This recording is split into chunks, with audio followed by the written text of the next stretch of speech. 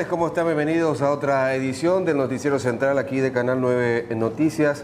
Fernanda, lastimosamente tenemos que hablar de otra tragedia aérea en Paraguay. Exactamente, por lo menos se habla hasta el momento de 7 personas fallecidas, un joven de tan solo 19 años que se encuentra herido de gravedad, está siendo auxiliado en estos momentos ya en el Hospital del Trauma. En el Hospital del Trauma está y con probabilidades de salvar la vida, por lo menos ese es el vaticinio inicial de los médicos tratantes. 19 años. Es el hijo de la única enfermera de Fuerte Olimpo y tuvo que venir pedir que lo traigan porque el camino estaba intransitable. Segundo año de agronomía. Tenía que seguir estudiando aquí. Sí. Venía con ese fin. Venía con ese fin para proseguir sus estudios. Sí, exactamente. Está internado, hablan también de las actualizaciones médicas. Él todavía continúa con vida. Se trata de José Daniel Sabán.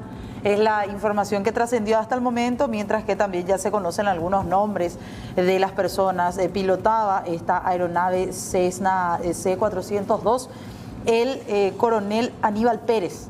Aníbal Pérez Trigo. Sí, Aníbal Pérez Trigo, tenía el copiloto también que era el teniente primero Williams Orué y otras personas más que iban en el interior de esta aeronave. El teniente William Orué fue conocido ya también porque hace a lo sumo 2 meses, tuvo también un accidente aéreo, si bien no capotó, pero sí tuvieron problemas para desplegar el tren de aterrizaje cuando ya estaban bajando, junto con la ministra Cecilia Pérez, y de hecho la ministra habló hoy con Marcelo Mongelos y le decía, gracias al teniente Orué nosotros salvamos nuestras vidas, y en aquel entonces el teniente Orué se había fracturado en una de las muñecas y ahora recién de vuelta está pilotando nuevamente. Él venía como copiloto.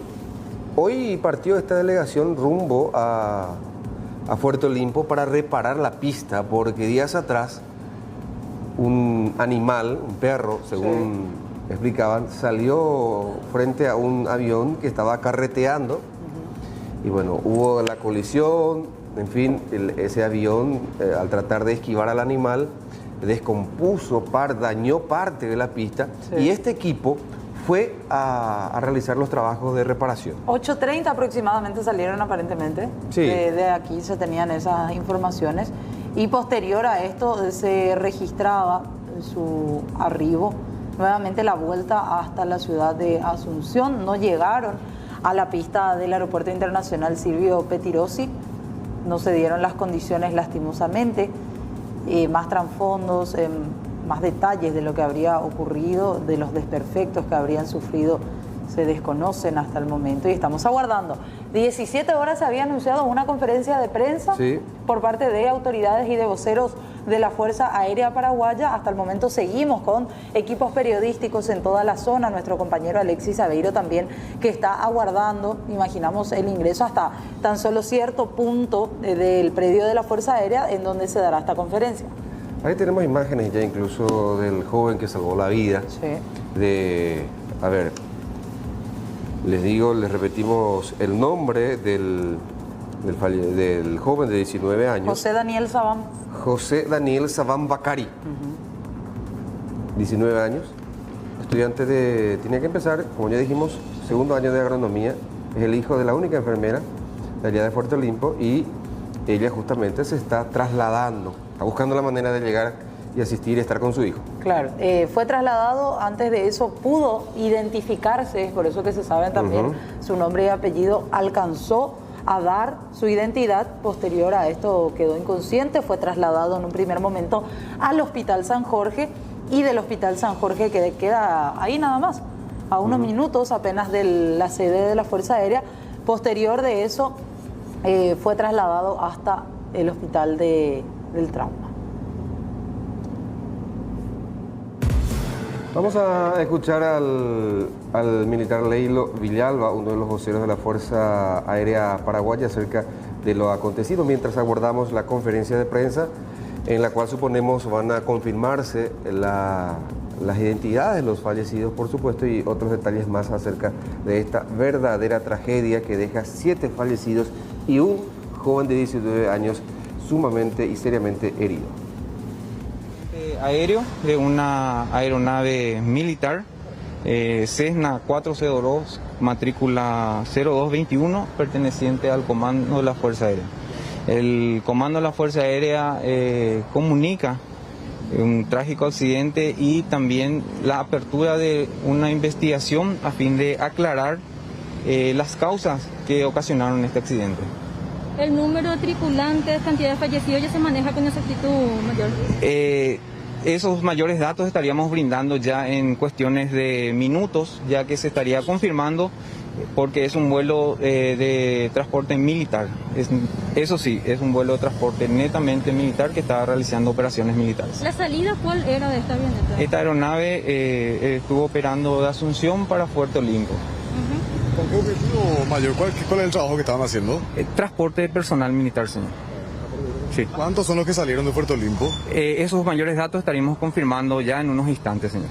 Hay una información que se maneja que supuestamente esta avioneta habría tenido ya desperfectos hace unas semanas. ¿Qué es lo que se maneja al respecto? ¿Se puede decir que eso es cierto o no?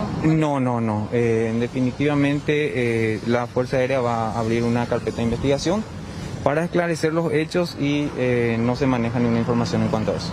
Ahora, ¿cuál es el trabajo que se está realizando adentro?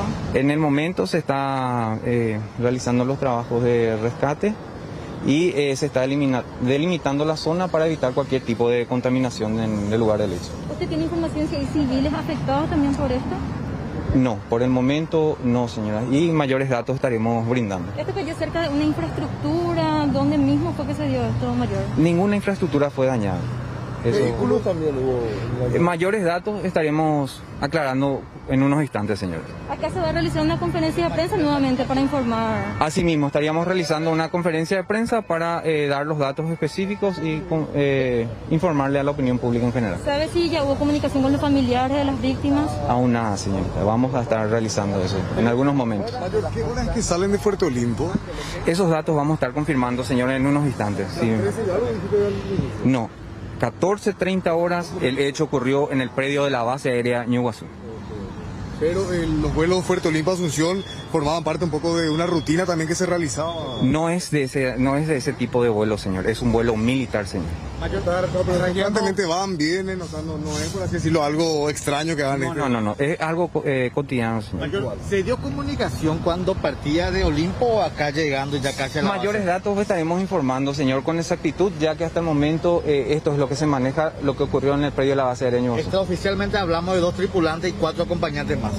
Le estaría confirmando, señor. ¿Ya se controló el fuego? El fuego ya fue controlado, señor. No se habla de posibles víctimas en los vehículos. Lo que decía el jefe militar, lo primario, las primeras noticias que se tenían salió a hablar, por supuesto, porque eso se requería, que alguien saliera a hablar de lo que estaba sucediendo en ese lugar. Finalmente se confirmó el fallecimiento de 7 personas y vamos a tener imágenes, vamos a mostrarles fotografías del momento, horas antes, ¿verdad? O sea, cuando el avión estaba todavía en el aeropuerto de Puerto Olimpo. De Puerto Olimpo, ahí está, de la Fuerza Aérea Paraguaya, es un Cessna, matrícula 0221. Sí, de la Fuerza Aérea estamos viendo ahí las imágenes de las personas que estaban en pista y vamos a escuchar a continuación al intendente de esta ciudad de Puerto Olimpo, el señor Sergio Cuellar. Él hablaba de que estuvo acompañando incluso las tareas que se estaban realizando, acompañó a toda la tripulación, a las personas que iban dentro de la aeronave. Minutos antes se despidió de ellos y ellos emprendieron vuelo.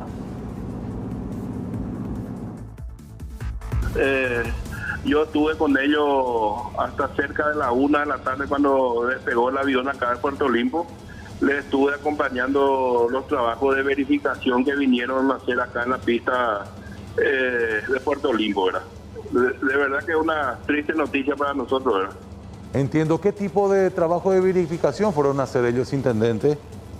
Y hace 8 días tuvimos un percance en la pista, ¿verdad? Justo cuando iba a despegar el avión de CETAM, salió un perro del medio de la pista, ¿verdad? Y tuvieron que desviar ellos y el avión quedó al costado de la pista, ¿verdad? Entonces ellos abrieron un sumario, la Fuerza Aérea abrió un sumario al respecto. Y ellos vinieron a verificar ahora los trabajos que se están haciendo en el cerco perimetral para asegurar que la pista esté en condiciones, esté segura, ¿verdad? Para que puedan operar los aviones acá en Puerto Olimpo, ¿verdad? Entiendo. Intendente, ¿cuánta gente vos viste subir a esa aeronave? Ellos vinieron entre 6 personas. 6 personas vinieron de Asunción para Puerto Limpo para este trabajo. Y de acá se le acopló 2 personas que son acá de Puerto Limpo, que son olimpeños, ¿verdad? Creo que en total son 8 personas las que viajaron dentro del avión, ¿verdad? Entiendo. ¿Serían 8 personas entonces, intendente, las que estaban adentro? Así mismo, eran 6 militares y 2 personas civiles que viajaron acá de Puerto Limpo para Asunción. Entiendo. Entre ellos hay un estudiante de 19 años. Entiendo, sí, viajó un joven, ¿verdad? Yo no sé, ¿verdad? Si fallecieron todos, porque nosotros tenemos noticias que el muchachito se salvó, ¿verdad? No estamos todavía seguros de eso, ¿verdad? Pero un muchacho de 19 años y que es estudiante de la universidad, ¿verdad? Y otro señor que es un personal de la Fuerza Aérea que presta servicio en base 5, Adrián Jara, que es olimpeño, estuvo acá de vacaciones y tuvo que volver a Asunción con ellos, ¿verdad? Entiendo. ¿Tendrías el nombre del estudiante y de este otro personal militar? José Ramón Sabán Bacari. Y el personal militar es Críspulo Franco. Entiendo. Vamos a repetir. Críspulo Franco es el personal militar. Críspulo Franco. Y José Daniel Sabán Bacari. José Daniel Sabán Bacari, el joven de 19 años que también, según los datos que manejamos, se habría salvado, intendente. Sí, y así estamos manejando. No tenemos nosotros una información certera también. Pero estamos escuchando por los medios de comunicación, estamos atentos nosotros a eso. Mucha tristeza acá en la población de lo que está ocurriendo, ¿verdad? Y esperamos por lo menos una buena noticia en cuanto a eso, la salud del muchacho, ¿verdad? Del joven. Intendente, en ningún momento estos personales militares hablaron de algún tipo de falla de la aeronave, todo estaba normal en el funcionamiento de la máquina. El avión llegó en perfectas condiciones, era rapidísimo, ellos llegaron de Asunción, ellos salieron 8 y algo de Asunción y para las 10 y cuarto ya estaban acá aterrizando acá en Puerto Limpo. No tuvieron ni comentaron nada, ningún percance que tuvieron, ¿verdad? Bueno, lo que decía el intendente entonces Sergio Cuéllar, decíamos, el joven, nos decía el intendente José Ramón Sabán Bacari. José Ramón Sabán es el padre del joven, ya fallecido, el papá. Y él es José Daniel Sabán Bacari. La mamá es licenciada en enfermería, es de la ciudad de Puerto Limpo, por supuesto, el distrito. Y bueno, y hay que ver cómo se traslada la mamá. Y confirmaba también el intendente que la otra persona que vino en el avión es un personal militar, olimpeño también, Críspulo Franco. Críspulo Franco. Y él se suma a esta lista que vamos a dar a continuación. Sí, porque consta en el informe policial. Sí, informe policial de la Comisaría Tercera de Luque, que toma intervención en la caída de esta aeronave. Habla de que la aeronave estaba pilotada por el coronel, decíamos, Aníbal Pérez. El copiloto era este teniente primero William Orué. William Martín Orué Colmán. William Martín Orué, exactamente. Además, estaban con ellos el mayor Céspedes. Sí, el mayor Alfredo Céspedes. Sí. Mayor Céspedes. El teniente Marcos Romero. Sí. Teniente Manuel Sotelo. Y el suboficial mayor Pedro López. Pedro López. Y ahí es donde finalmente en este informe de la Tercera de Luque habla de un personal civil que sería, imaginamos, Críspulo Franco. Esta persona que confirmaba incluso su identidad del intendente que estuvo con este equipo en la zona de Fuerte Olimpo. Además, ahí hace el apartado de este informe, reiteramos, informe de la Comisaría Tercera de Luque, todas estas personas fallecidas. Sí, 7. 7 personas completamos ahí y aparte se habla de este joven, José Daniel Sabán, en estado grave, que fue derivado, en un primer momento decíamos, al Hospital San Jorge, que queda ahí a pocos minutos nada más de la Fuerza Aérea, y posterior a eso llega finalmente este joven de 19 años hasta el Hospital del Trauma, en donde incluso mencionaban los médicos que una tía que vive aquí en Asunción ya estaría en el hospital. Ya estaría acompañando todo el proceso de atención de salud a este joven, mientras que, como decíamos, la madre es la que está intentando trasladarse desde Puerto Olimpo hasta aquí. Es un hijo único. Hijo único. Este muchacho José Daniel Sabán Bacari. Pero tenemos testimonios de gente que pudo escuchar la explosión luego de la caída de este avión. Cayó sobre algunos vehículos. Sí. Por supuesto, esos vehículos quedaron totalmente destruidos. Y la explosión, y bueno, tenemos testimonios. Una consulta. ¿Sí? ¿Viste, escuchaste algo? No, yo escuché un ruido nomás y nosotros miramos hacia ahí, ¿verdad? Y había sido que se cayó una avioneta acá. ¿Qué ruido escucharon? Y así como que algo se cayó, así boom. Un golpe. Ese no es lo que... Y después ya vimos ya el humo ahí. Solamente ese. Así como esos choques de auto y compañía. Sí, exactamente. Y después de repente miramos... miramos y ya era el humo ya. Y después ya llegaron ya los bomberos de la INAF, acá en el aeropuerto. Son los primeros que llegaron. Sí, no sabíamos porque estaba un poco lejos de nosotros, porque nosotros estábamos acá en el portón. ¿Ustedes miraban acá? Sí, de acá nomás ya miramos, de acá, del frente. Del portón. Sí. ¿Se cayó? No sabíamos qué era. Después nomás ya nos enteramos que era una avioneta. Prácticamente ya vimos la humarea, el humo muy fuerte, y enseguida con el apoyo de los carros hidrantes que tenemos acá en el aeropuerto de Silvio Pettirossi, ya trabajamos en equipo con la patrulla caminera para poder trabajar coordinadamente, y lastimosamente nos enteramos que hubieron fallecidos y lamentamos, acercamos nuestras condolencias también a las familias, ¿verdad? ¿Ustedes escucharon, no sé, un ruido en el aire de algo que venía acá? No, para nada. Estamos en zona de vuelo. Un golpe, escuchamos un ruido, un pequeño ruido, no fue fuerte, nada por el estilo. Ni siquiera nos imaginamos, solamente empezamos a ver afuera que hubo creíamos que era un incendio, y empezamos a hacer las llamadas como para tratar como tuvimos el antecedente del Parque Guazú Metropolitano, una pequeña piririta que venga de fuego, de humo, o sea, de fuego hacia acá, que puede traer el viento. Gracias a Dios no hay tampoco viento, y imagino que eso habrá colaborado también, ¿verdad? Bueno, antes de ir junto a Alexis, que están abordando la conferencia de prensa ahí en la Fuerza Aérea, vale recordar algunas tragedias aéreas que tuvimos. Por ejemplo, la de 1996, cuando cae este carguero colombiano con 4 tripulantes en Mariano Roque Alonso, matando a otras 18 personas. Esa caída deja un saldo de 22 fallecidos. Fue la peor tragedia aérea que tuvimos acá. 1996, recuerdo perfectamente, un domingo en horas de la tarde. Después, en el 2007, tuvimos otro accidente, un avión también cayó en la zona de Surubí, en el límite entre Limpio y Mariano Roque Alonso, y se le terminó el combustible. A ese avión no pudo, y se tienen incluso reportes de que el piloto anunciaba que le estaba faltando combustible. En el 2015 cayó también un avión de prueba de la Fuerza Aérea, esto en Concepción. 2 jóvenes, vidas se perdieron aquella vez, 2 jóvenes militares. En el 2018, lo que sabemos, el entonces ministro de Agricultura, Luis Neiting, el piloto y otro más, fallecieron 3 en total en aquella ocasión, y ahora esto, 7. 7 personas hasta el momento, mientras este joven también sigue luchando por su vida en un centro asistencial. Establecemos nuevamente comunicación con nuestro compañero Alexis Aveiro. Se sigue aguardando esta conferencia de prensa. Alexis, buenas tardes. Prevista inicialmente para las 5 de la tarde, 17:21. Seguimos aguardando, pero evidentemente ahora, Fernanda, ya estamos aguardando la orden, nos alistamos.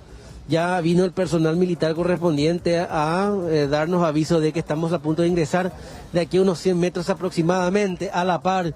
Y ustedes podrán observar también en las imágenes de apoyo la llegada de muchos familiares desconsolados que están ingresando. Previa identificación, posteriormente ya acceden al área del siniestro. ¿Quiénes permanecen adentro? ¿Quiénes son las autoridades? Ya tenemos las órdenes, vamos ingresando. Y volviendo a lo que les estaba mencionando sobre las autoridades que se encuentran, el comandante de la Fuerza Aérea Paraguaya, el general del aire Juan Pablo Paredes González, el general de aire Eladio Casimiro González, comandante de las Fuerzas Aéreas, y el ministro de Defensa Bernardino Soto Estigarribia, además del doctor Pablo Lemín, médico forense abocado a la inspección de los cuerpos. Inicialmente es una previa, suponemos que todos posteriormente serán trasladados hasta la morgue judicial para una un poco más minuciosa y también la tarea de identificación.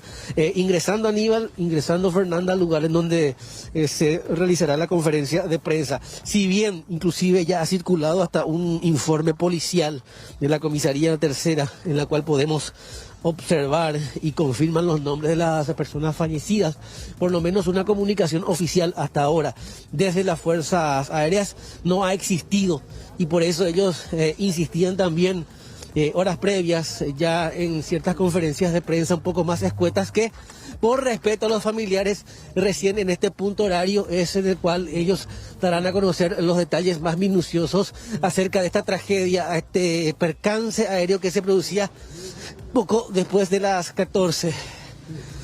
Lo hacemos, estamos ingresando, va a ser al aire libre, y hay un sistema de audio preparado, podemos escuchar los ajustes inclusive, nos reciben y ya prácticamente decir que está todo listo para lo que va a ser la conferencia de prensa. Sabemos del verticalismo, del orden, muchas veces también del hermetismo de las informaciones, pero ya una vez relevados por lo menos la mayor cantidad de datos, Aníbal, Fernanda, ya ahora todo listo para iniciarse la conferencia de prensa, una vez que podamos ubicarnos y también aguardar el momento preciso. Desgarradoras muchas imágenes del momento en el cual ingresaban los familiares, seguimos repasando también ese momento, algunos inclusive con niños llegaban a ingresar. El saludo protocolar muchas veces de los propios camaradas de los fallecidos, de repente no podían evitar conmoverse ante esta escena, pues era gente muy cercana, evidentemente. Ya listos, está todo dispuesto para la conferencia de prensa, estamos expectantes a quién será el vocero, si será el propio comandante, si será el ministro del Interior, si será nuevamente el teniente Villalba, el director de comunicaciones de las Fuerzas Aéreas Paraguayas.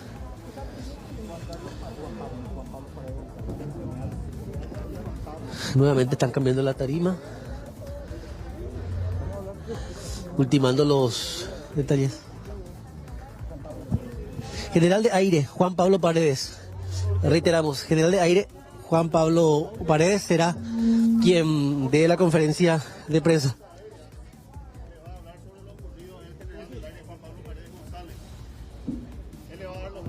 Urda Pilleta.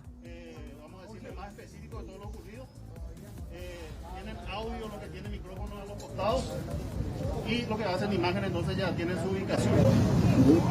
Yo no sé si él va a permitir preguntas. Dice sí, o hace referencia a las consultas, no sabe si él la responderá. Lo que va a hacer, él le va a hablar y le va a dar todos los detalles que hasta el momento se tienen.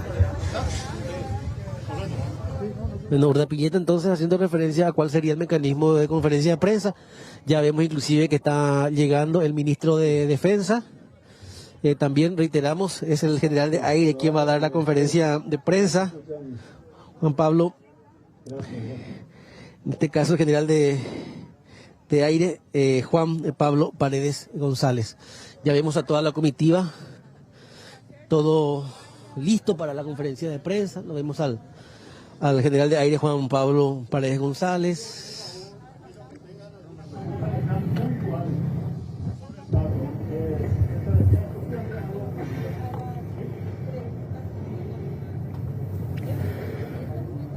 Muy buenas tardes, como formalidad nada más, ya que tengo la triste misión de dar una mala noticia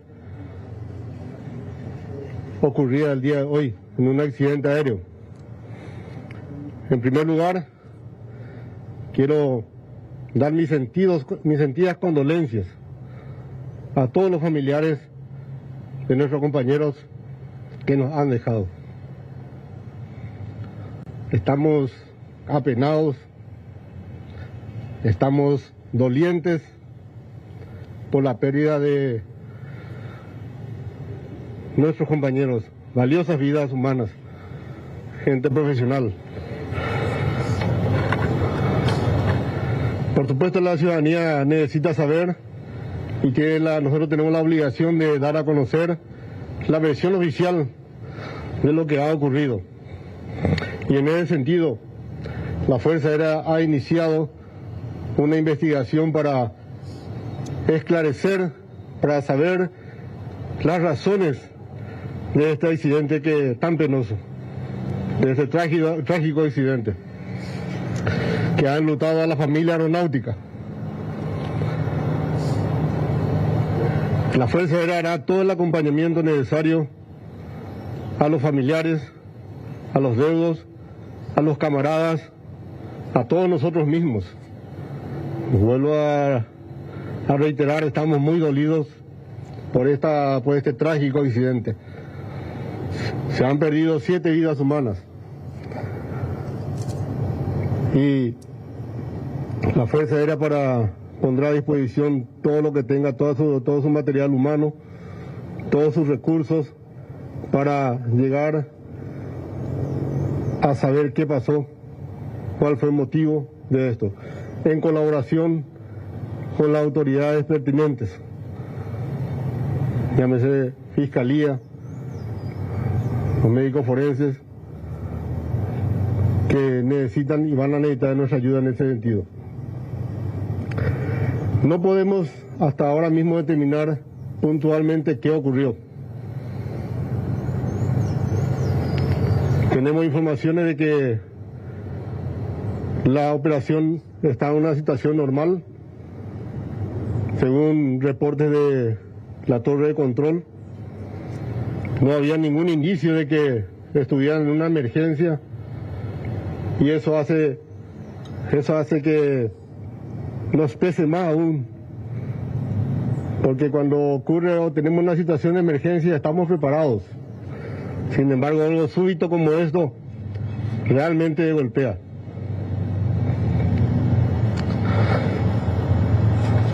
Esta era una misión, era un vuelo militar normal, en la escala que se pone en la escala de vuelo para el cumplimiento de una misión específica, que era el relevamiento de datos de las condiciones del cerco perimetral y demás infraestructura de la base aérea de Puerto Olimpo. Ya que ustedes recordarán que la semana pasada hubo un incidente a consecuencia de la aparición de un animal, un perro específicamente, en la pista, que en una maniobra controlada el piloto pudo controlar la aeronave.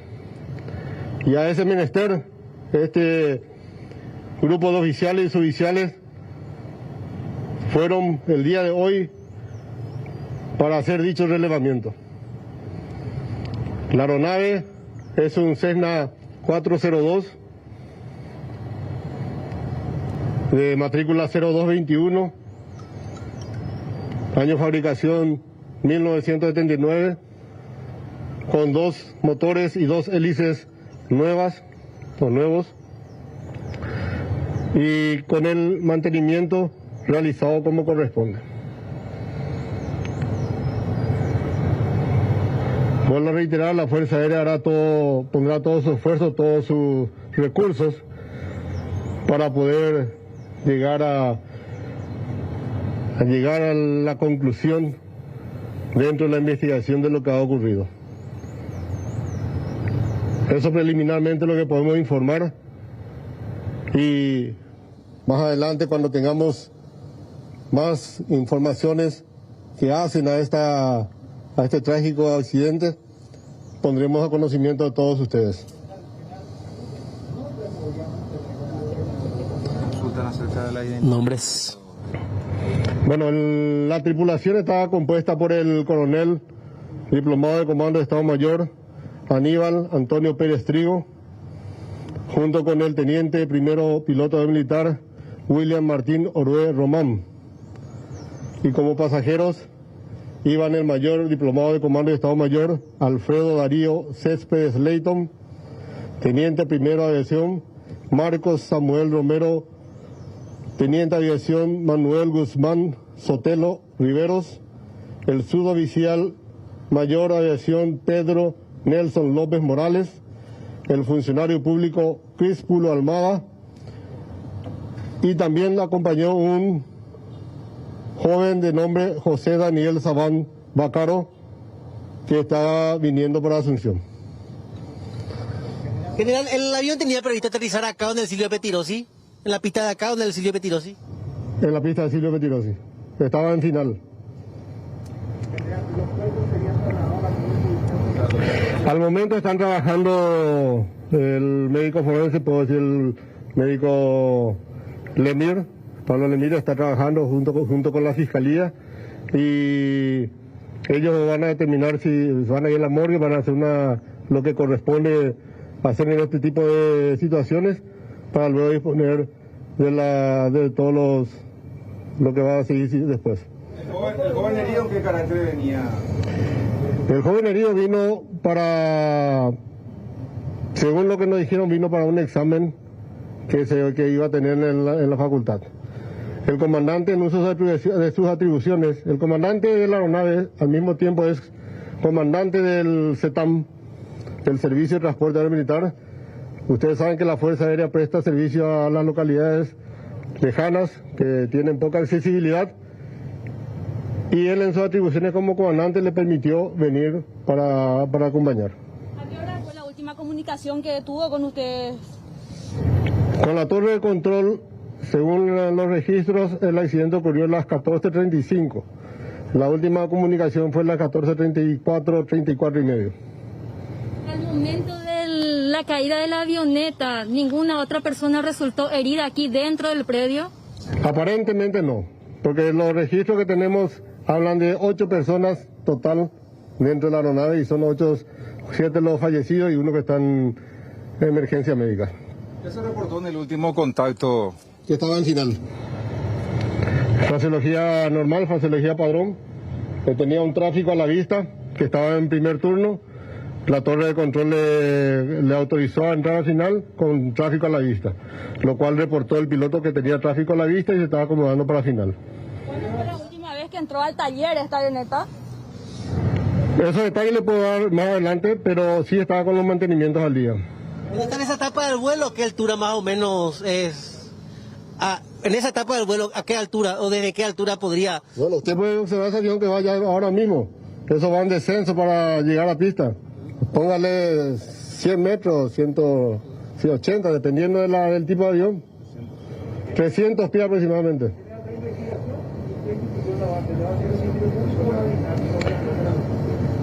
Esta es una situación que la Fuerza Aérea tiene su comisión de prevención de accidentes e investigación de las mismas. Nosotros como institución militar tenemos la obligación de hacer una investigación.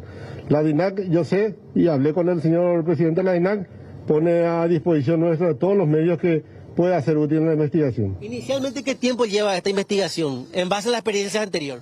Va a depender de todos los factores que se analicen. Se analiza muchas cosas y no podría darle un tiempo determinado. ¿Hay antecedentes de incidentes anteriores con esta avioneta? Sí hay. ¿En qué momento? Fue unos años atrás, en el cual tuvo un reventón de rueda y tuvo que salir de la pista. ¿No revestía ningún peligro seguir usándola? ¿Perdón? ¿No revestía ningún peligro seguir utilizándola? De ninguna manera, de ninguna manera. Pregunta si claro que tiene competencia. Por supuesto que tiene competencia y de hecho está la fiscal ahí teniendo la intervención correspondiente. Hay que hacer levantamiento de cuerpos y son ellos con el médico forense los que van a hacer eso. ¿Todos los familiares ya se encuentran acá, comandante?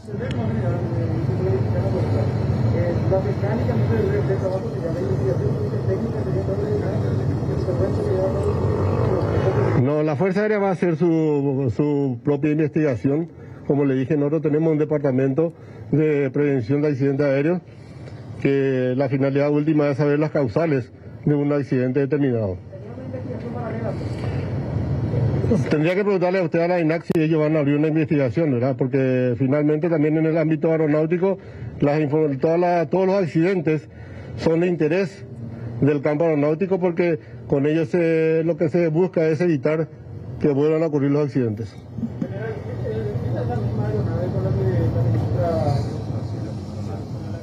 No, no es la misma aeronave. Sí, estaba en él. ¿Historial de vuelo? Voy a preparar un documento que tengo acá en mi mano, un poco más prolijo porque estoy escribiendo, y eso voy a poner en la página web de la Fuerza Aérea. Ustedes todos van a poder acceder a ese historial. La fiscal Villaboa ya vino hasta aquí. Estuvo desde temprano.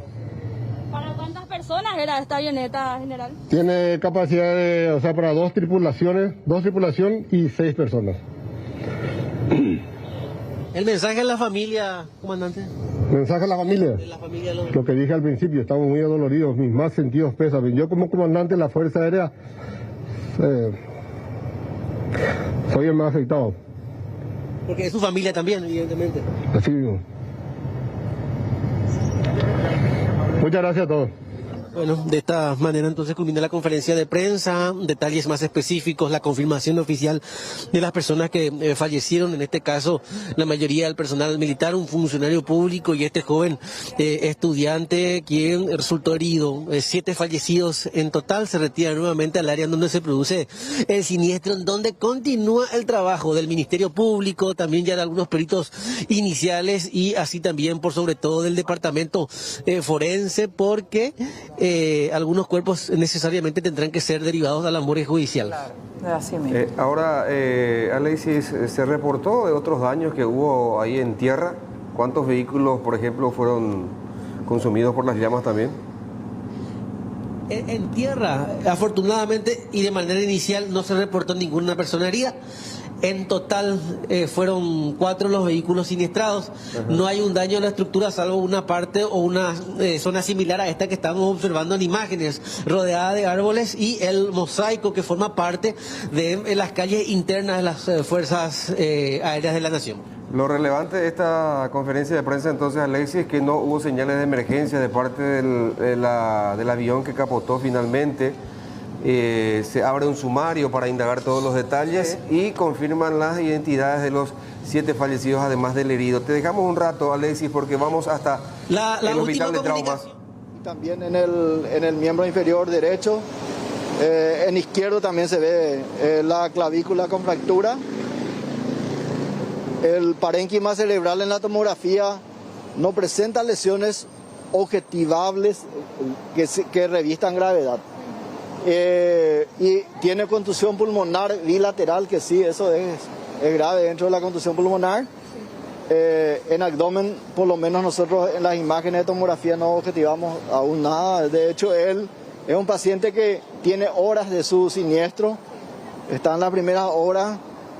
Aventurar un pronóstico de entrada así, mirando las lesiones que nosotros objetivamos, aparentemente es con mucha esperanza de que tiene él de morder, aparte de eso, de su edad también, que es joven. Le favorece. Así es. Y vamos a seguir seguro informando de acuerdo a la evolución del paciente. Destacaba usted, doctor, que no tiene ninguna quemadura, a pesar de que vimos todas las imágenes que el avión se quemó en su mayoría. Ahora antes de bajarme nosotros le volvimos a examinar. Quemaduras nosotros no objetivamos en ninguna parte del cuerpo.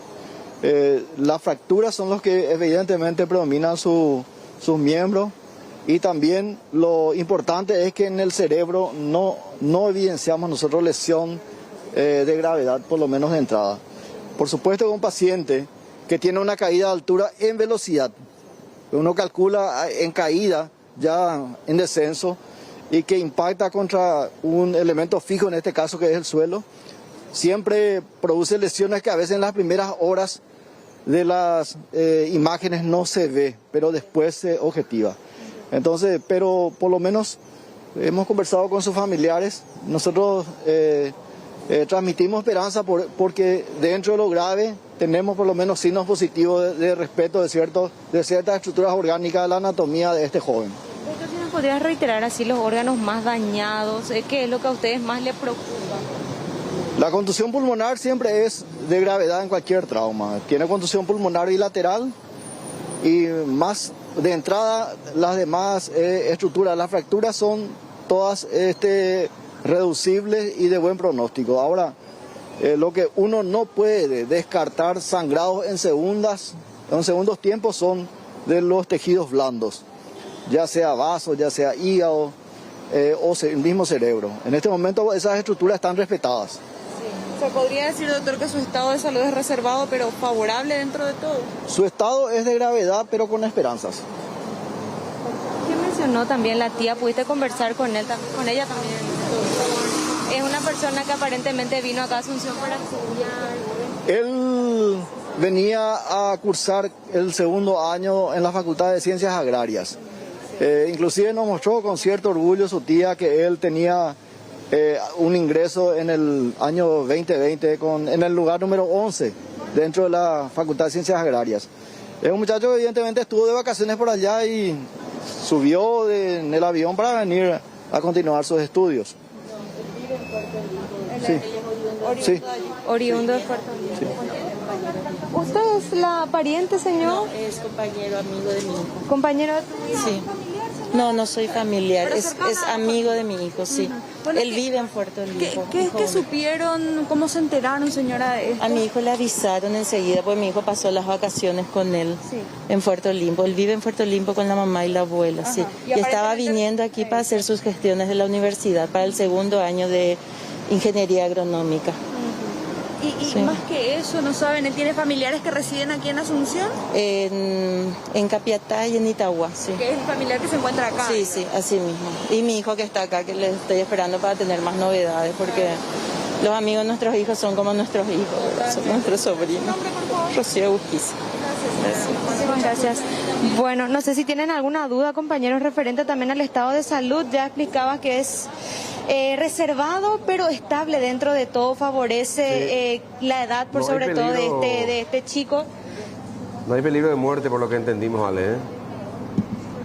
Sí, aparentemente están controlando bastante bien, más que nada hablamos de lesiones importantes y lo que decía, lo que favorece también es que no se registran quemaduras en el cuerpo de este chico, teniendo en cuenta también el estado en el que quedaron las otras personas que iban a bordo de esta aeronave, compañeros. Nosotros seguimos aguardando también aquí mayores novedades ya con el transcurso de las horas, pero por lo menos lo que adelantaba el doctor es que se encuentra en un estado reservado pero favorablemente evolucionando. Claro. Y también hablamos de un estudiante que acaba de ingresar también en la facultad en el puesto número 8, decía, venía con muchas ganas de poder cursar también el año lectivo y bueno, penosamente hoy estamos hablando de que se registró este desenlace fatal, pero afortunadamente este joven está avanzando favorablemente. Claro, su edad también ayudó. Sí, ayudó. Desde Puerto Limpo, Ale, nos dicen que la mamá, la señora Blanca Bacari, a las 4 de la tarde más o menos salió de Puerto Limpo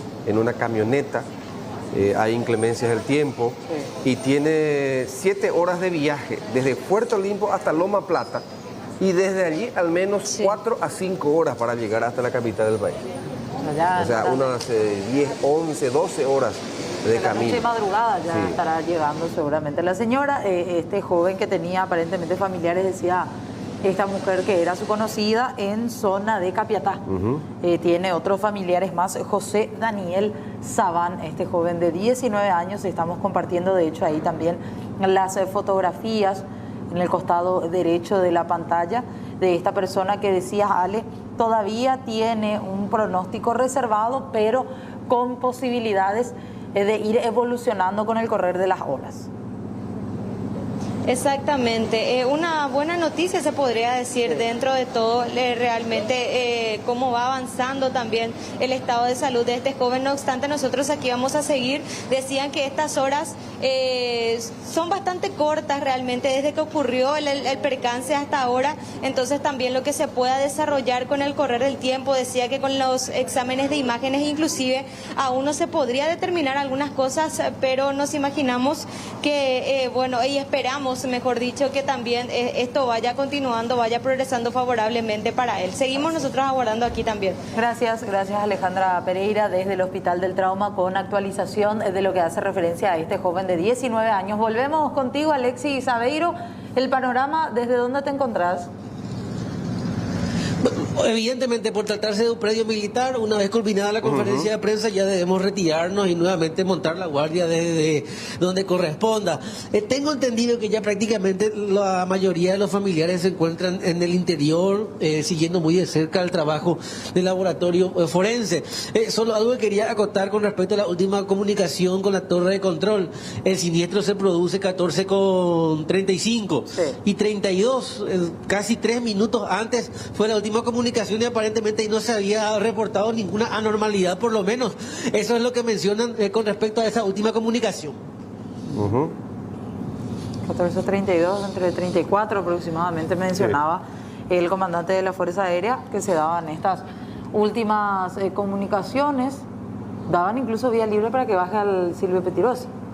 Sí, es que el avión estaba dispuesto como para bajar al aeropuerto Silvio Pettirossi. Estaba posicionado para eso porque la pista ahí de la Fuerza Aérea, digamos, su ubicación es de forma transversal, o sea, en sentido contrario a cómo quedó el avión. Cómo terminó cayendo también este avión. Por eso incluso mencionaba el comandante de la Fuerza Aérea que estaba hablando de que esto iba directamente hacia el Silvio Pettirossi y de que en ningún momento se intentó bajar o despegar directamente en sede de la Fuerza Aérea.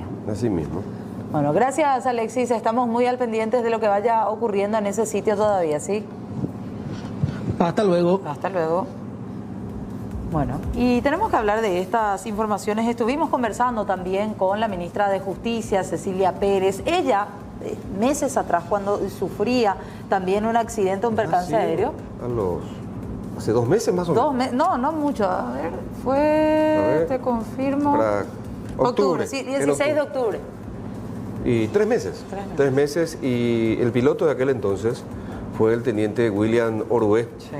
Y hoy hablaba la ministra Cecilia Pérez. Ahí está, estas son imágenes del avión que cuando ya estaban, digamos, aterrizando, el tren tuvo problemas la rueda y el piloto, según la propia ministra Cecilia Pérez, en una maniobra de cualquier piloto de mucha experiencia, hizo una maniobra que les salvó la vida. Y en aquel entonces William Orué, el teniente primero, se fracturó la mano, la muñeca. Y recién ahora está volviendo a pilotar.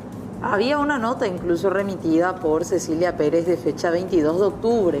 Ahí estamos observando, estamos compartiendo con todos ustedes, en donde ella hablaba, se dirigía directamente a Mario Abdo Benítez en esta nota, haciendo referencia a lo que había ocurrido en este viaje oficial que ella emprendía rumbo a Ciudad del Este en el 16 de octubre. Decía, incluso tengo a bien de manifestar mi preocupación ante el hecho ocurrido, bajo el entendimiento que todo lo acontecido pudo haber terminado con un desenlace fatal y pudiese haber sido evitado mediante una verificación y mantenimiento en tiempo y forma de esa avioneta, que dicho sea de paso, y esto ya hacía la aclaración, no es la misma avioneta, decía el comandante de la Fuerza Aérea, no fue la misma avioneta en la que finalmente fallecen estas 7 personas en la jornada de hoy. Y dice: solicito se tenga en cuenta para un reconocimiento las destrezas, habilidades y templanza del teniente de la Fuerza Aérea Paraguaya, William Martín Orué Román, cuyas acciones acertadas y oportunas permitieron sortear el percance aéreo y previnieron un desenlace fatal para toda la tripulación. Un reconocimiento ya en vida también en su momento de parte entonces de la ministra Cecilia Pérez. Tenemos parte de lo que nos decía hoy, esta tarde, la ministra Cecilia.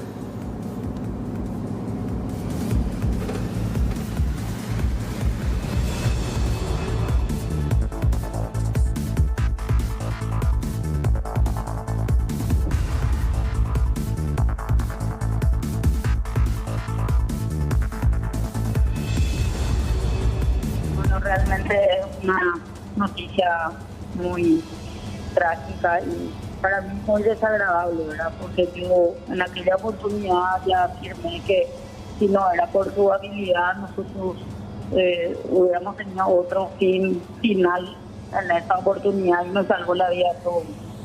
Lamento muchísimo que en esta ocasión él haya tenido que perder la vida.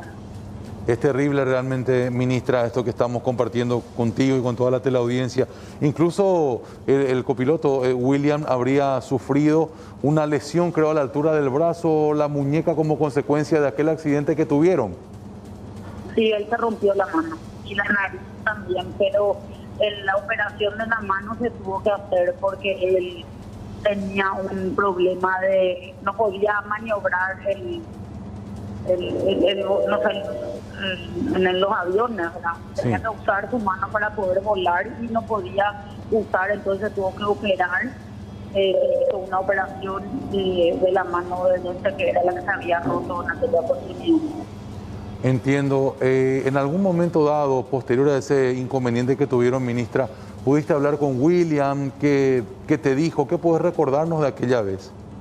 Yo pedí hablar con él estando nosotros todos en el hospital. Sí. Y a él le trajeron en camilla porque él estaba muy golpeado, ¿verdad? Y él lloró, me dijo que destruyó una avioneta que era de la Fuerza Aérea del Estado. Yo le dije que ese era el menor de los males, que gracias a su habilidad, todo, o sea, no es que destruyó una avioneta, sino que salvó 4 vidas, ahora 5 en esa oportunidad. Y que, bueno, que no tenía que ponerse así, que tenía que estar orgulloso de su trabajo como un soldado que era. Recapitulando, él lamentó, digamos, el desperfecto o el daño que sufrió la aeronave. Hasta así amaba su profesión. No, él se puso nervioso y empezó a llorar porque él destruyó una aeronave una avioneta de la Fuerza Aérea. Rompí todo un avión, me dijo, y le dije, mira, rompiste un avión, pero es algo material, nos salvaste la vida a todos. En eso tenés que pensar, y yo te agradezco por eso.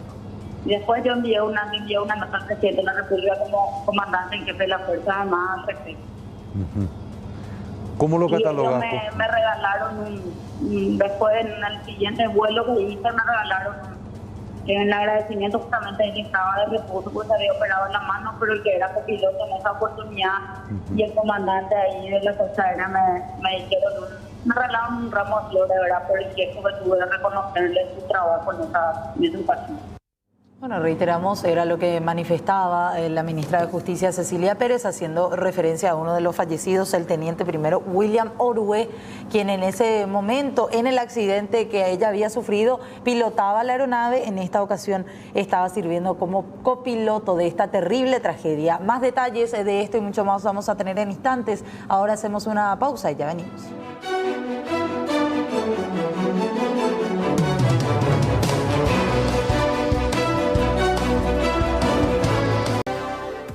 18 horas puntualmente, y el presidente de la República tenía previsto desarrollar una agenda mañana en el departamento del Alto Paraná, en localidades bastante pujantes de este departamento, como por ejemplo en Naranjal, Santa Rita, en Mingaguazú. Tenemos imágenes de lo que era la agenda, lo que iba a desarrollar el presidente de la República, la serie de actividades en esta zona del país. Sin embargo, debido a esta tragedia y como señal de luto, de congoja por la tragedia en la Fuerza Aérea Paraguaya, con 7 militares fallecidos, un funcionario público también fallecido, un particular, otro civil gravemente herido, entonces se decidió suspender todas sus actividades. A las 8 tenía que estar en Naranjal para la inauguración de una unidad de salud familiar.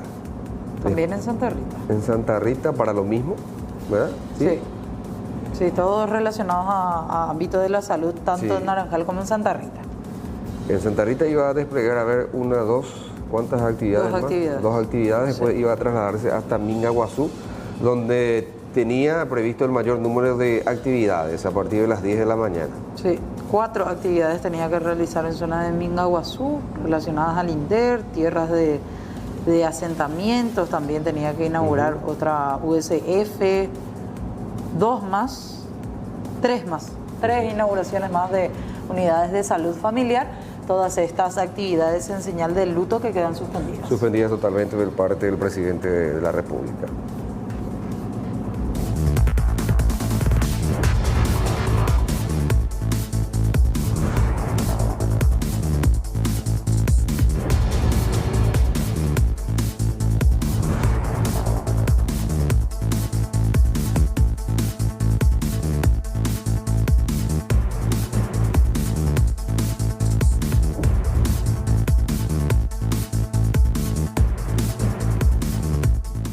Y esta mañana se tuvo finalmente también esta reunión del ministro de Salud, Julio Mazzoleni, junto con miembros de la Comisión Permanente del Congreso.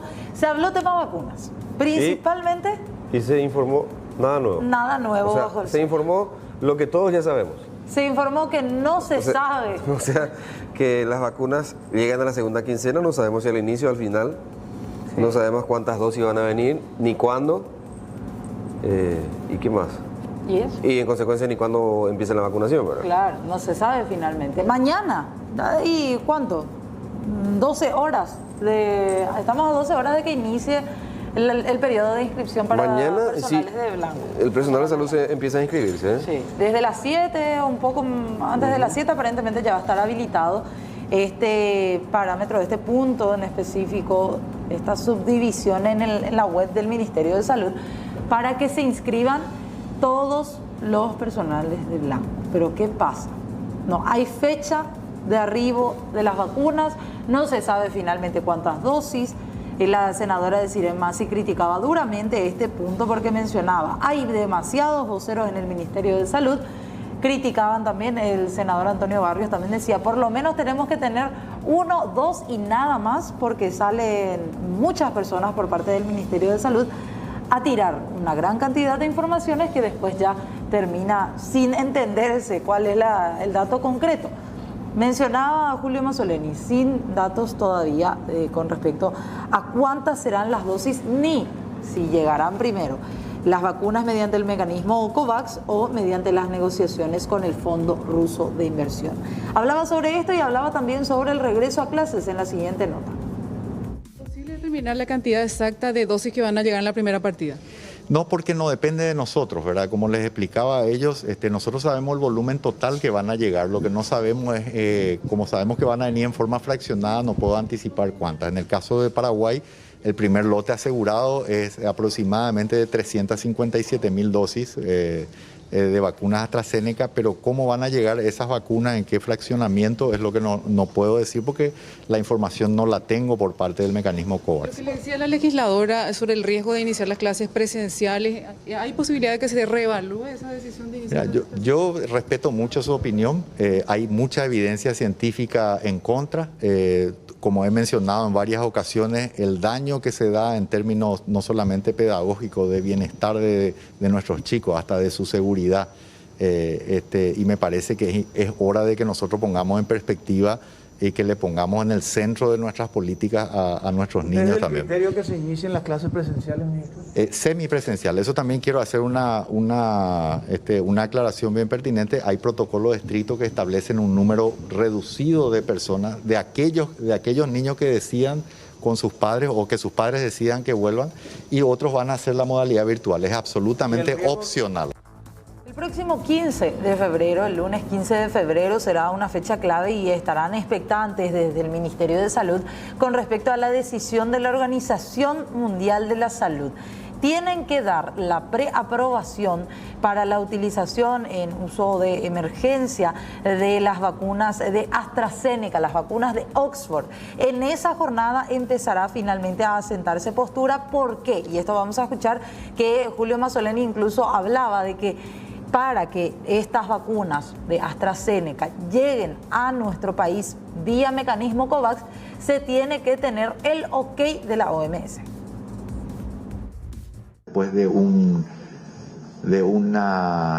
anticipo bastante pesimista de mayo o junio para la llegada de las vacunas al mecanismo COVAX, afortunadamente eso fue bajando a marzo, abril, y finalmente todo hace suponer que en el mes de febrero vamos a tener ya las primeras partidas al Paraguay en forma fraccionada.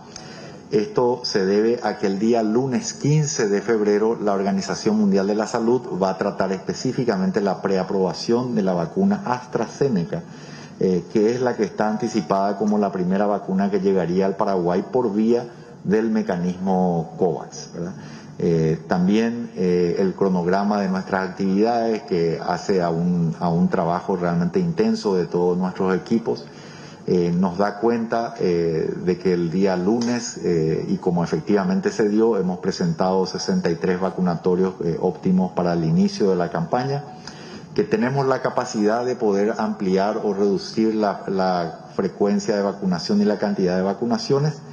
El inicio del preagendamiento para trabajadores de la salud se va a dar el día de mañana, como también está anticipado en el cronograma. Gran parte, la siguiente por favor. Aquí recordando simplemente, como les decía, el número de vacunas por el vía del mecanismo COVAX, estaremos recibiendo poco menos de 4.300.000 vacunas. La fecha estimada de llegada es la segunda quincena de febrero. Y aquí quiero resaltar un punto que es muy importante. El mecanismo COVAX ya nos ha advertido, en base a los enormes problemas de producción y logística que hay, que muy probablemente todos los países van a recibir más de un tipo de vacunas, ¿verdad? Entonces, hay muchas vacunas que están ligeramente rezagadas con aquellas que hoy ya están siendo utilizadas, y muy probablemente estas sean incorporadas al portafolio de las vacunas COVAX en el segundo trimestre y en el segundo semestre especialmente de este año, ¿verdad? Una vez que las vacunas lleguen a Paraguay, entonces típicamente 48 a 72 horas después se va a empezar a distribuir estas vacunas. Esto típicamente tiene que ver con la necesidad de poder asegurar que no ha sido lesionada la cadena de frío en su proceso y otras cuestiones técnicas que no garantizan que las vacunas sean seguras.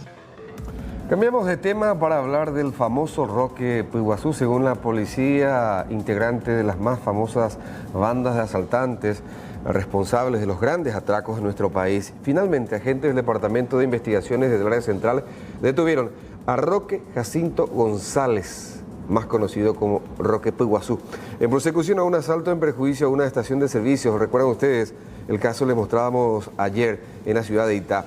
El hombre sería el líder de una banda criminal y cuenta con numerosos y frondosos antecedentes. En los días 7 y 8, en forma sucesiva, una familia residente de la ciudad de Itá había experimentado este lamentable hecho de atracos, uno en la residencia y otro en vía pública. El día 7, 4 personas aproximadamente habían atracado el domicilio particular del señor Raimundo Venegas en la ciudad de Itá. En esa ocasión se había alzado una suma aproximadamente 10 millones de guaraníes.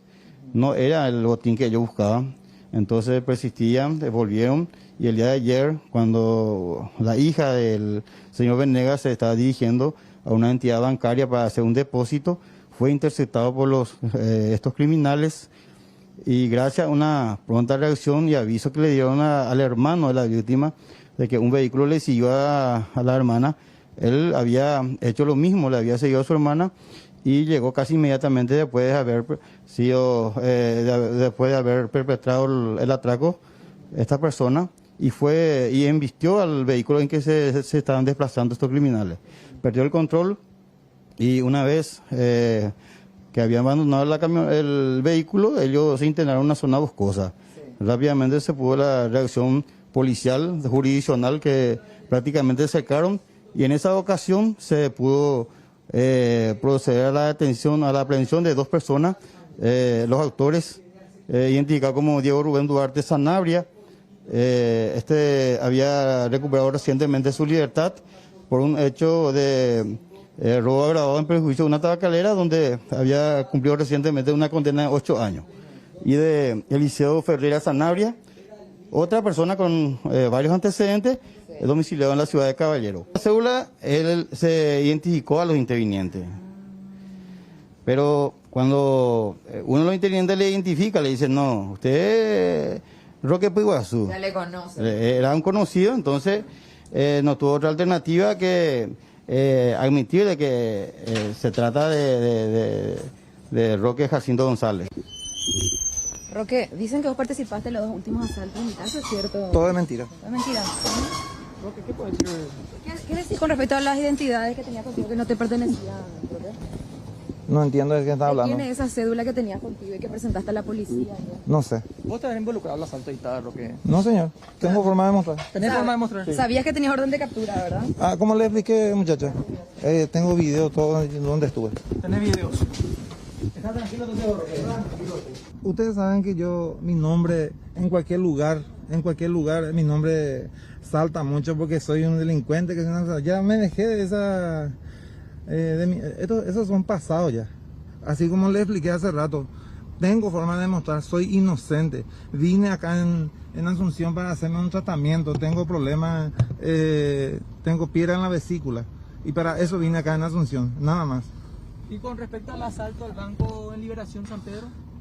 Y como siempre le digo, todo es mentira. Demostré mi inocencia y salí. Todo es mentira. Y por eso le pido a ustedes, miembros de la prensa, averigüen, digan la verdad. No quiero más que se diga mentira. No quiero más que me involucre en nada porque me dejé de todas las cosas que he hecho en el pasado. Me dejé. Soy un tipo honesto, tranquilo. Roque, ¿por qué tenías cédula que no era tuya entonces? ¿Quieren saber por qué? Bueno, le explico. Esa cédula yo uso porque si yo muestro mi cédula en cualquier barrera policial tengo problemas. Por eso nomás tenía la cédula. Para no tener más problemas con la policía estaba usando una cédula perteneciente a otra persona. Volvió al camino de la honestidad. Eso. Claro, una forma de evadirle a la gente que le quiere inculpar en casos que él ya no cometió. Decía este hombre. Bueno, 18:14 minutos. Tenemos que actualizar los datos del tiempo con la premura, con las noticias. Hemos postergado los datos del tiempo. A ver, ¿qué dice meteorología para las próximas horas? Tenemos una temperatura de 29 grados en estos momentos. Vean ustedes las imágenes. El cielo está nublado. Permaneció así desde temprano, casi todo el día. Amanecía así, se veía el sol de momento, pero ahora vuelve a estar nublado. La humedad 43%, soplan vientos del norte a 9 kilómetros por hora. A ver, para la noche la temperatura estará bajando a 24 grados, ya en horas de la madrugada, de 24 estaría bajando a 22. ¿Qué dice meteorología para los próximos días? A ver, atención, porque hay un aviso meteorológico también. Para los próximos días, para mañana anuncian lluvias dispersas, una mínima de 22, una máxima de 31. Para el jueves también una mínima de 21 grados, una máxima de 30, lluvias dispersas. Para el viernes, mismas condiciones, 21 de mínima, 30 grados de temperatura máxima.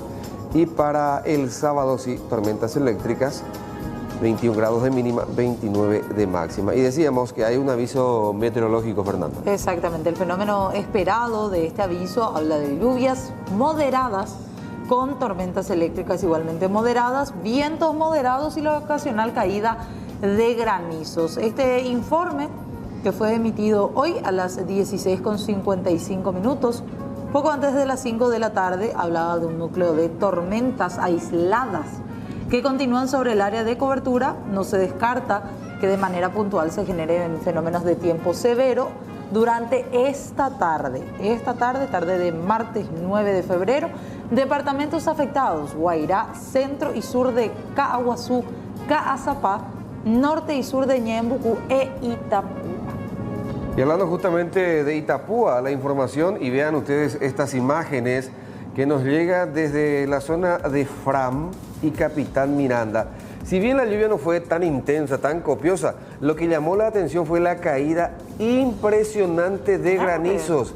Fíjense, la franja afectó un corredor que abarcó una zona no muy extensa, según el reporte que llega desde la zona sur del país, desde el oeste y este del departamento de Itapúa. Si bien las lluvias no fueron muy intensas, lo llamativo fue la caída de granizos concentrada en un área muy reducida sobre el distrito de Capitán Miranda, ciudad ubicada a 15 kilómetros al noreste de Encarnación. Fíjense. No mucha agua, pero sí mucho granizo. Claro, y es lo que habla justamente este fenómeno, este aviso meteorológico, de que no habrá ni mucho viento, ni mucha lluvia, tampoco será una tormenta eléctrica muy fuerte, pero sí se habla de la caída de granizos para estos sectores, incluido también Itapúa.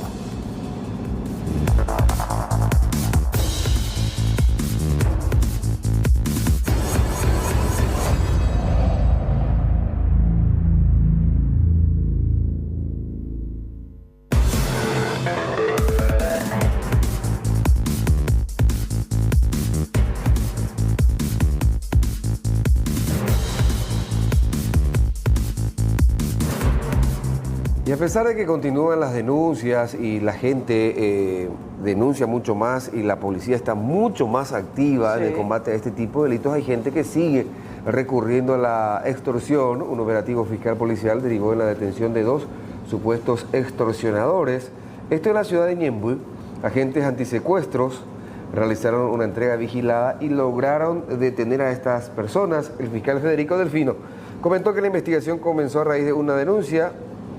Los presuntos extorsionadores accedieron a unas fotografías y comenzó la extorsión.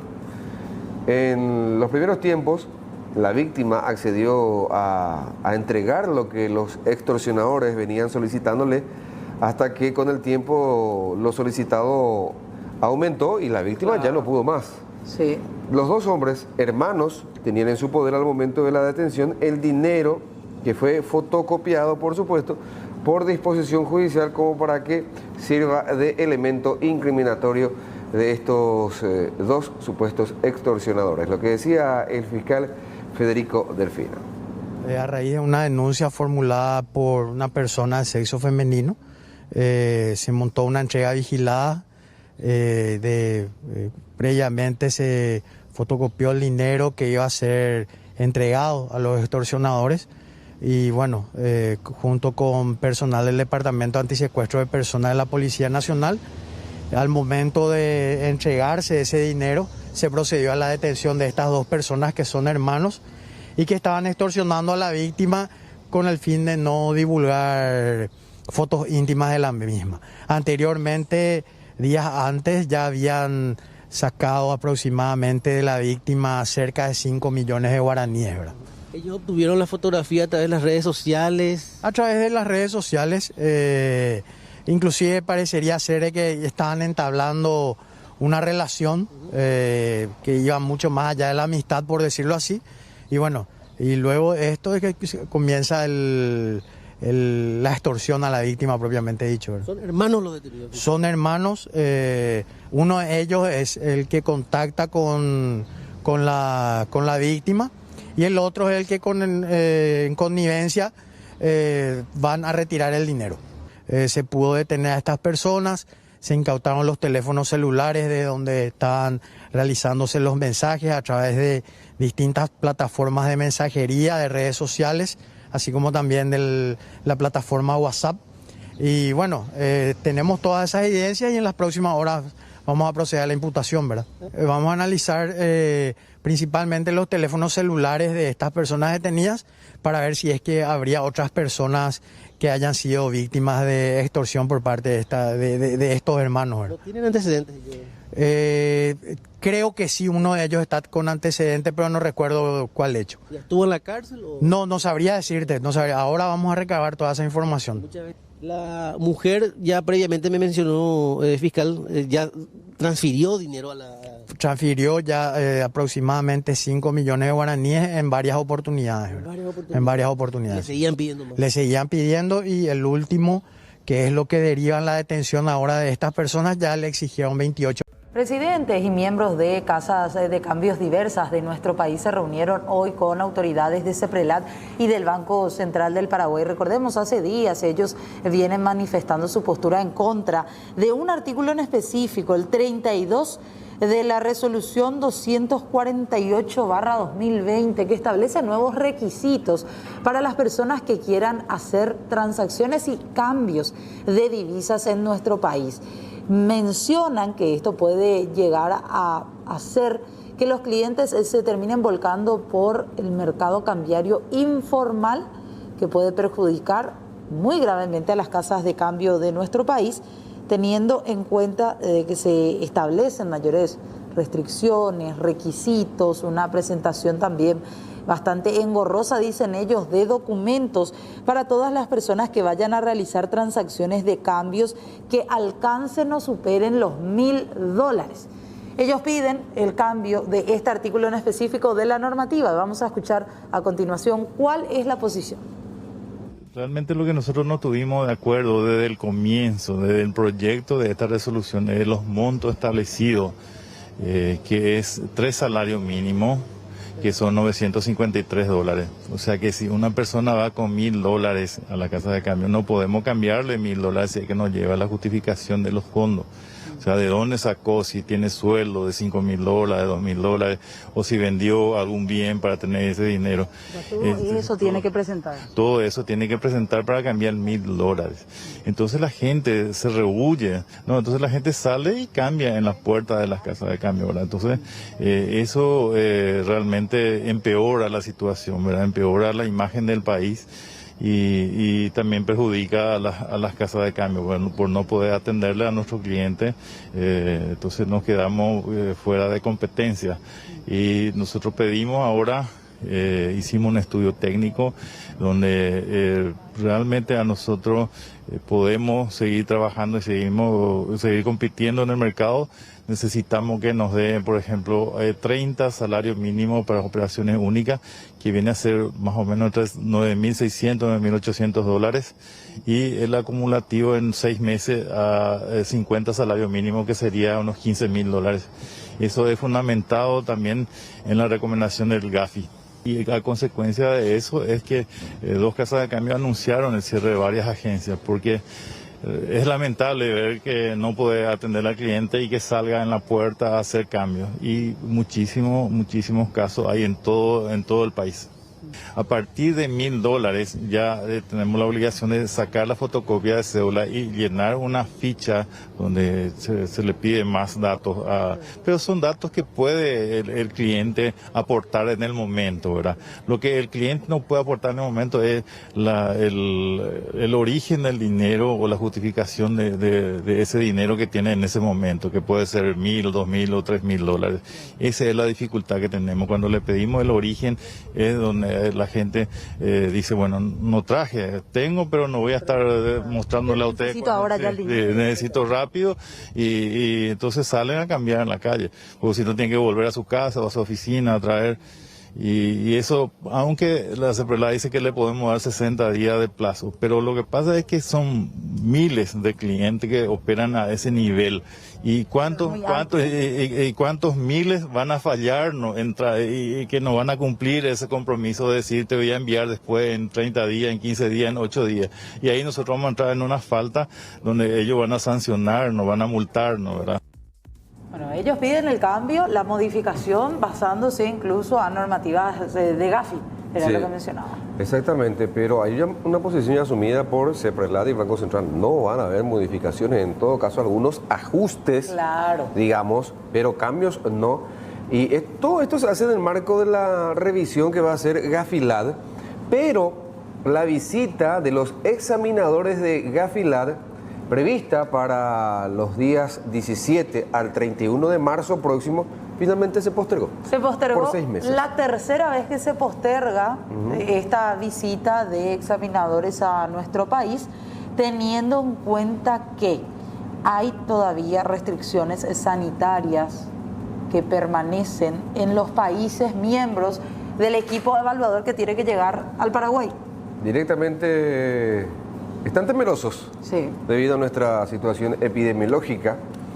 El equipo evaluador estará compuesto por 8 fiscalizadores de varios países de la región, integrantes de GAFILAD, que voluntariamente deciden formar parte de la mesa examinadora, más 2 integrantes del comité ejecutivo. En su agenda tienen previsto entrevistar a los distintos segmentos integrantes del sistema, sujetos obligados según su actividad y tipo de riesgo. También hay un alto interés de los examinadores por visitar la triple frontera y ver in situ el movimiento comercial. Repetimos esto, entonces, la visita de los examinadores de GAFILAD se posterga por otros 6 meses y de la evaluación final dependerá que volvamos a la lista gris o no de países que poco o nada hacen en la lucha contra el crimen organizado. La lista gris a la que se ingresaba al Paraguay en el 2008. Con esta visita también de Gafilat estarán analizando principalmente y haciendo mucho hincapié en la efectividad de normas y legislaciones vigentes. No solo que existan, sino que se cumplan. Que se cumplan. No, leyes tenemos. Claro. Su ejecución es el problema. Siempre se dijo eso. Y la próxima visita sería del 23 de agosto al 3 de septiembre próximo.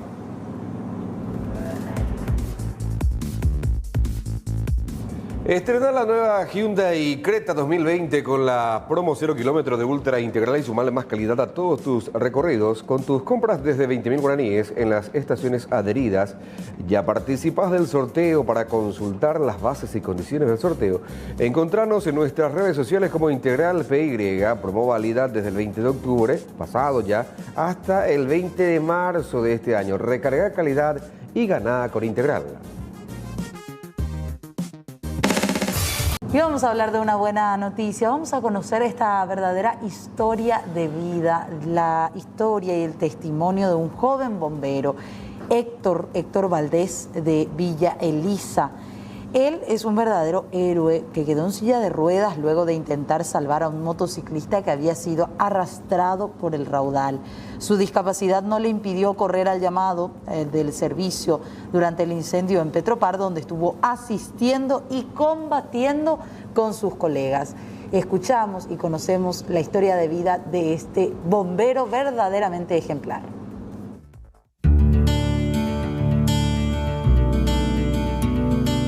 Héctor Valdés es bombero voluntario de la compañía K9 Villa Elisa.